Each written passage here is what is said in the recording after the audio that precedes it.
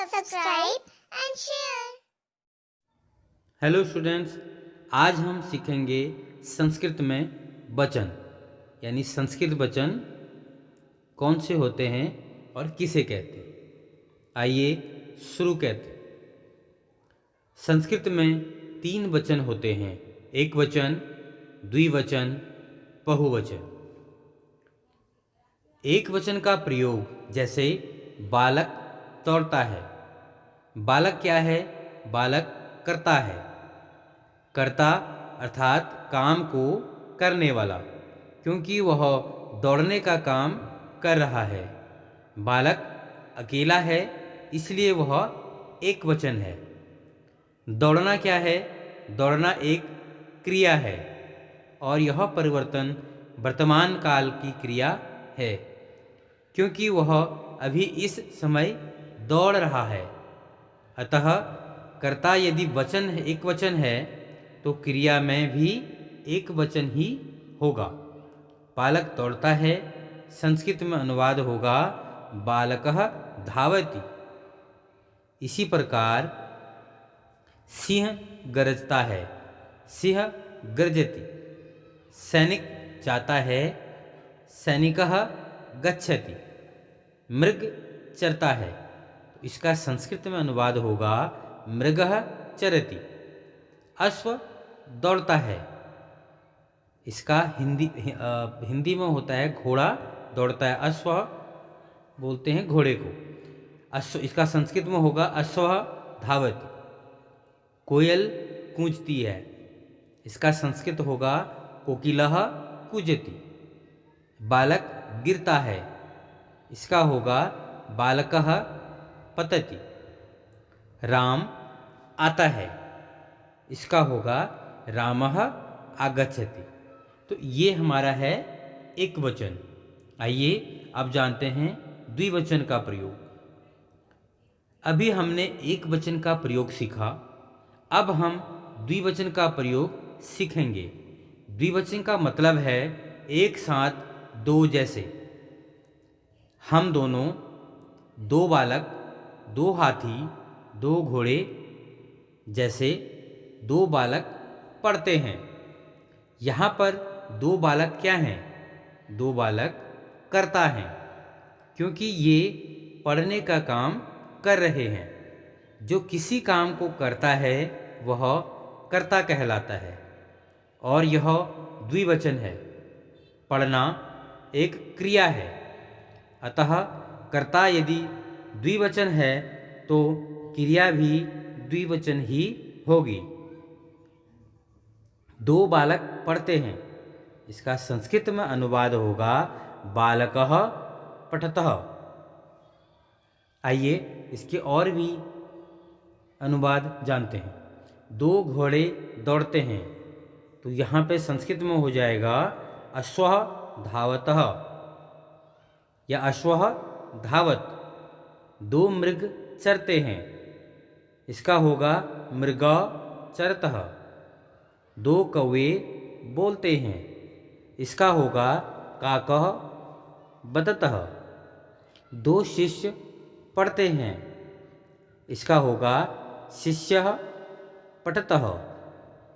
दो सिंह गरजते हैं, इसका होगा सिंह गर्जतः।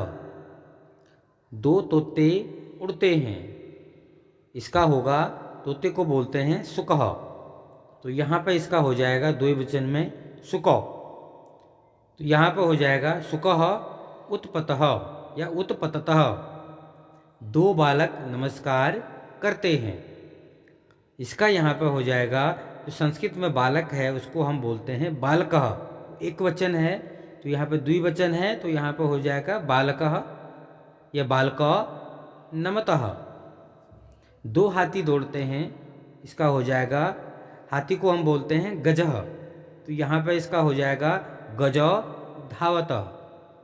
दो कोयल चहकती हैं, कोयल को हम संस्कृत में बोलते हैं कोकिलः, तो यहाँ पर इसका हो जाएगा कोकिलौ कूजतः।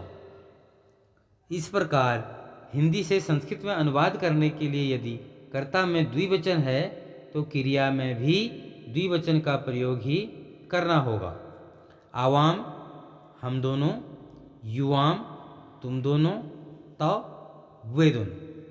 तो ये हमारा अभी तक हमने सीखा है एक वचन और उसके वाक्य प्रयोग और द्विवचन और उसके वाक्य प्रयोग। अब हम जानते हैं बहुवचन का प्रयोग। अभी तक हमने एक वचन और दो वचन का प्रयोग सीखा। अब हम बहुवचन का प्रयोग सीखेंगे।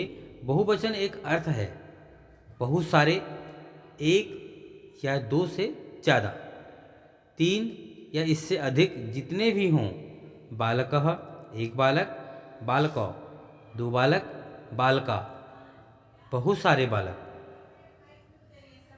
बच्चे नमस्कार करते हैं।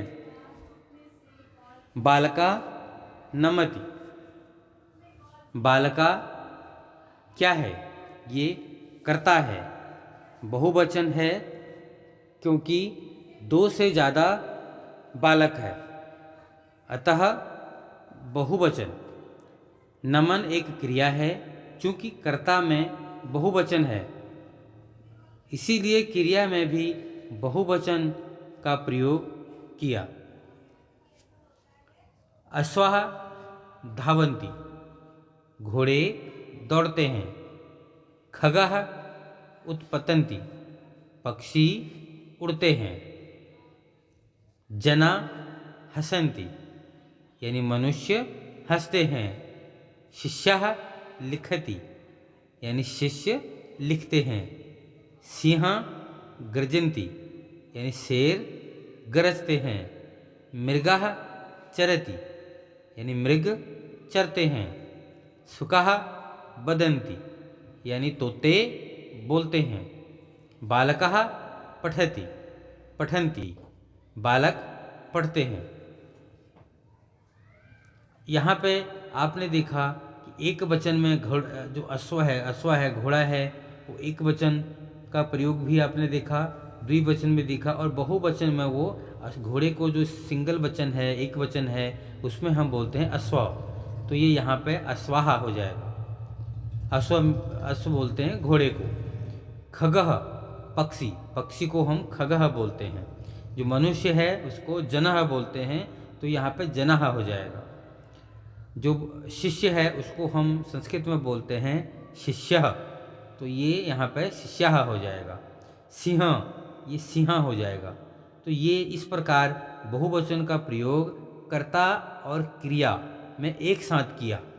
हिंदी से संस्कृत में अनुवाद करने के लिए तीनों वचनों का प्रयोग समझना जरूरी है।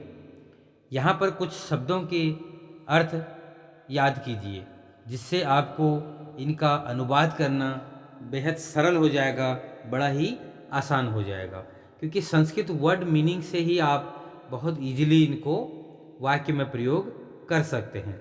आइए जानते हैं यहाँ पर कुछ शब्दार्थ। सिंह, सिंह को हम बोलते हैं शेर।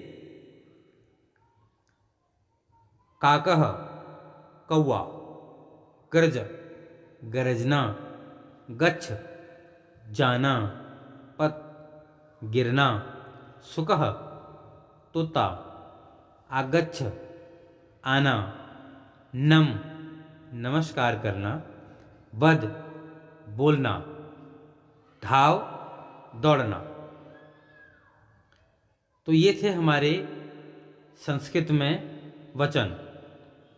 तो आज हमने सीखे एक वचन, द्विवचन और बहुवचन और वाक्य प्रयोग के साथ। अगली वीडियो में हम सीखेंगे संस्कृत में अनुवाद, यानी हमारी रोज़मर्रा ज़िंदगी में बोले जाने वाले संस्कृत शब्द। हमें उम्मीद है कि हमारे चैनल द्वारा दी गई इन्फॉर्मेशन आपके लिए यूज़फुल होगी। ऐसी ही और यूज़फुल वीडियोस के लिए आप हमारे इस चैनल को सब्सक्राइब एंड लाइक ज़रूर करें और अपने फ्रेंड्स के साथ शेयर भी ज़रूर करें। Thank you.